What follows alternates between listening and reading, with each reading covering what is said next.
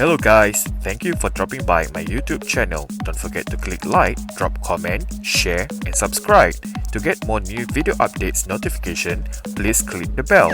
See you again.